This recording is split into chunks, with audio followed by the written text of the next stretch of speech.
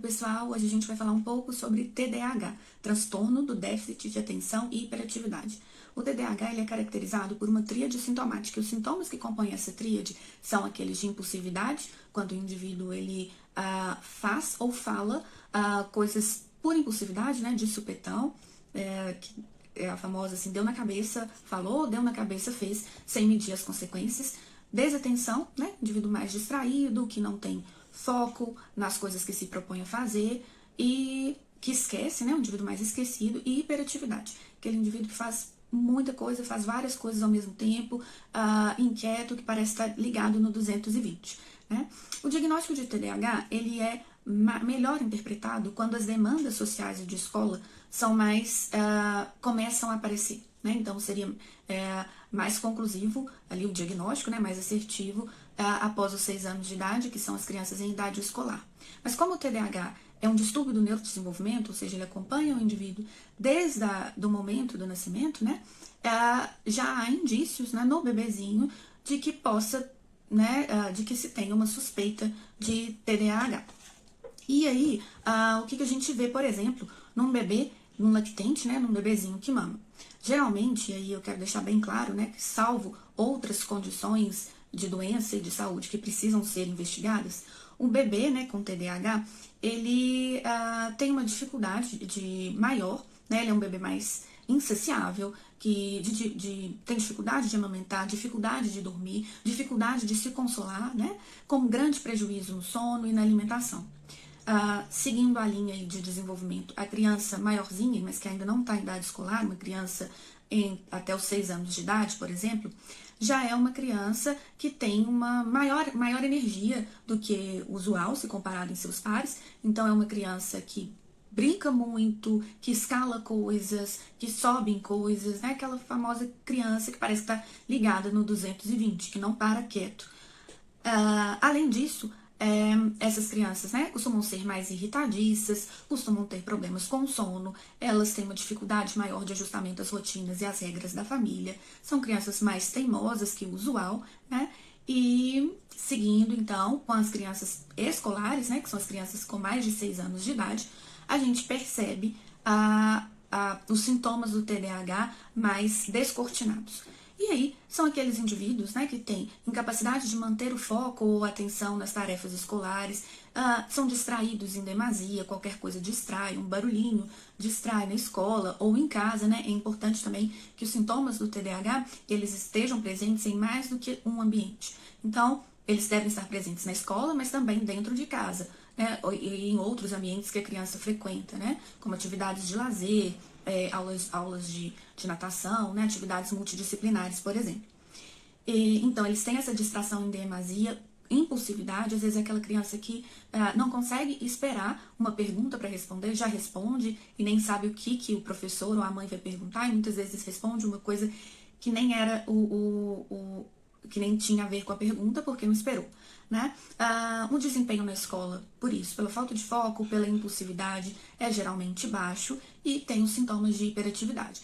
Faz várias coisas ao mesmo tempo, corre para lá e para cá, parece ser ligado no 220, não para quieto, não consegue ficar sentado, batuca as coisas, né? São crianças muito hiperativas.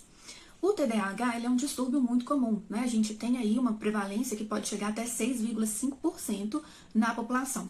As causas do TDAH são múltiplas, e eu lembro que eu perguntei aqui para vocês, né, se o TDAH podia ser hereditário, e 100% das pessoas, né, todo mundo acertou, confirmando que ele pode ser hereditário. Inclusive, dentre esses fatores múltiplos, a hereditariedade ela é um fator bastante proeminente. Cerca de, os pacientes, né, que possuem pais com diagnóstico de TDAH apresentam até 8 vezes maior riscos de desenvolver o transtorno do déficit de atenção e hiperatividade.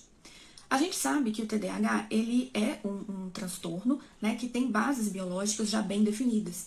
Então, o cérebro do indivíduo com TDAH, ele não funciona como um cérebro de um par da mesma idade, né, com desenvolvimento, neurodesenvolvimento, compatível da mesma forma, né? Nós temos vários neurotransmissores, né, substâncias chamadas neurotransmissores, que modulam as nossas respostas, as nossas atividades ali no meio.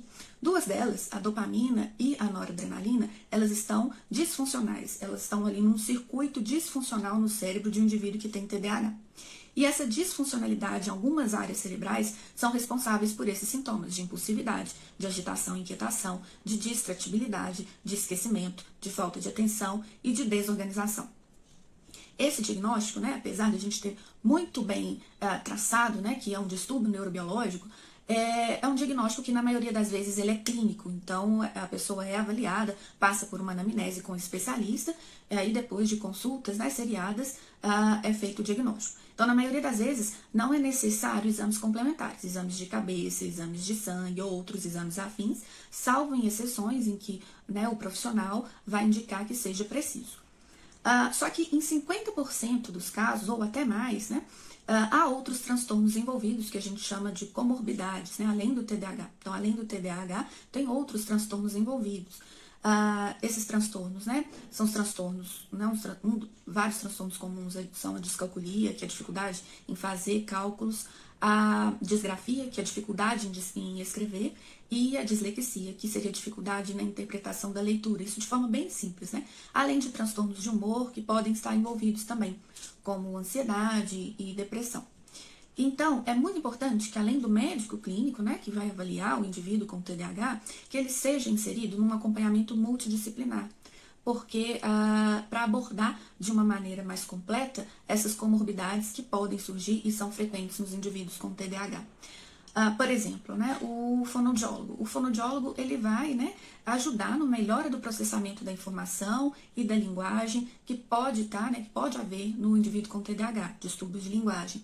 O psicólogo vai atuar nas crenças disfuncionais que muitas vezes permeiam esses pacientes, né, por causa do diagnóstico, às vezes pela capacidade ali envolvida que está prejudicada por causa da doença, né, o progresso na escola, então o psicólogo vai atuar nessa frente, o terapeuta ocupacional e o psicopedagogo, eles vão otimizar o aprendizado na escola através de organização de rotina e de tarefas que vão direcionar o foco do paciente. Isso é claro de maneira bem simplista, né, é toda uma frente de tratamento que com várias modalidades, né, com várias técnicas que vão possibilitar o tratamento otimizado do paciente, né? O medicamento, né? Então, quando o médico entra no tratamento, ele prescreve um medicamento, né, que vai estimular o sistema nervoso central a aumentar a eficácia dessas substâncias, desses neurotransmissores que a gente conversou lá pra frente. Então, seria como se ele otimizasse a ação, o medicamento otimizasse a ação da adrenalina e da dopamina em áreas específicas, em partes específicas do cérebro. É um tratamento muito eficiente e que certamente vai fazer a diferença no desenvolvimento e na qualidade de vida do paciente, e desde que esse tratamento medicamentoso seja acompanhado e orientado regularmente por um especialista. Eu fiz um post recente, né, sobre algumas dicas não farmacológicas, é claro, para familiares de pacientes com TDAH, que vão ajudar muito na rotina diária, no relacionamento diário e na otimização do tratamento desses pacientes. Confere lá o post e me conta aqui depois. Se você tiver alguma dúvida, quiser saber alguma coisa mais específica, comenta aqui que a gente discute. Se você gostou, se você acha que esse conteúdo pode ajudar alguém, salva e manda. Um grande abraço e até a próxima!